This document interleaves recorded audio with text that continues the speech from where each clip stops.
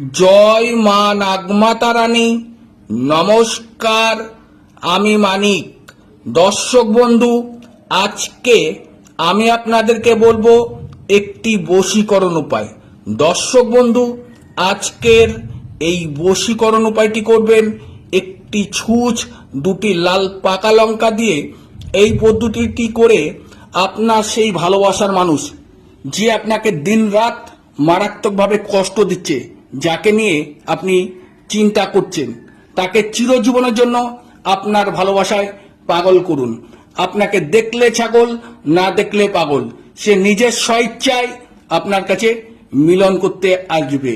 হয়তো দর্শক বন্ধু, আপনার মনের মানুষ খুব রাগী, জেদি, অহংকারী, রূপসী, সুন্দরী, তাই আপনাকে অবহেলা করে, পাত্তা দেয় না, গুরুত্ব দেয় না।